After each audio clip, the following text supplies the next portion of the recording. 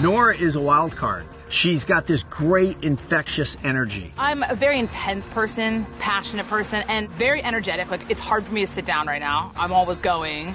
She opens up with her eyes, and she's talking to you all the time with her expressions. I'm constantly doing the different love languages on all the people in my life. I'm always trying to give. Because of all those things, I can drain myself, and I have to be better about taking it back.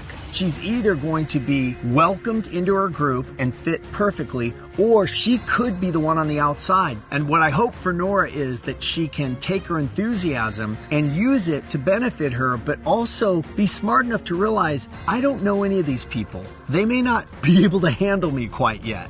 And just slow down, because I don't want to see her go home early, but I fear she could if she doesn't get out of her own way.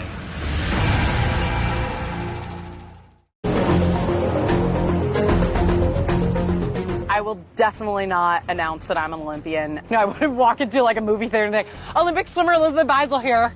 Where are my free tickets? Like, I wouldn't do that, you know? So I'm not going to do that on Survivor. Elizabeth is one of the most energetic and charismatic people you'll ever meet. I've definitely come across people who think that my personality is too much. You know, 6 a.m., I'm like, good morning, how are you? What's up? How'd you sleep? Blah, blah, blah. And people are like, give me like 3 hours and I'll get back to you. She's not somebody who on day 7 when it's raining is going to question whether she should be here. She's going to know this is where I separate. Survivor is certainly not rainbows and butterflies, right? But you have to be able to deal with the adversity. And that's sort of been my mantra throughout my entire life, is just rise to the occasion. Silver and a bronze from the Olympics, a gold from Survivor. Might be a bigger accomplishment, I don't know, but I'm down to at least try for it.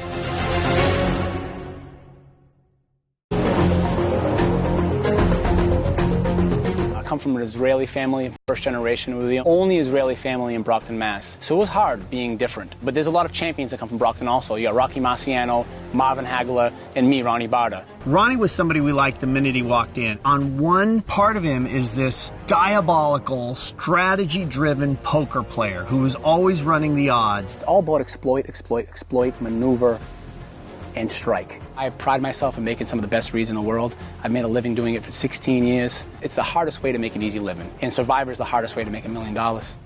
And I'm ready. But you talk to him and you realize he's this really deep-thinking, soft guy. I'm very passionate. I'm a lover more than a fighter. I need them to see who I am as a person first. And if I say I'm a poker player right away, you know, I might be the first vote out. And it's going to be sad for America because I have a lot to offer.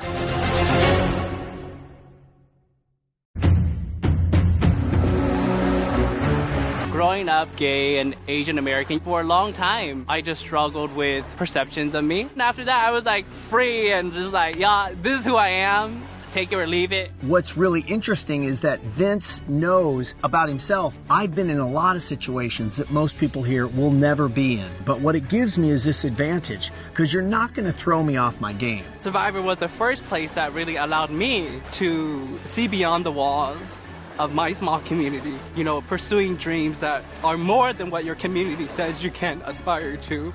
Survivor has been a huge part of my life and my story. So a lot of people may be here because they're like, I want to find myself, or like, I'm here for me. But for me, I'm really on here to allow other kids who may be coming from backgrounds like my own to see that, you know, if freaking Vince can do it, then I can do it.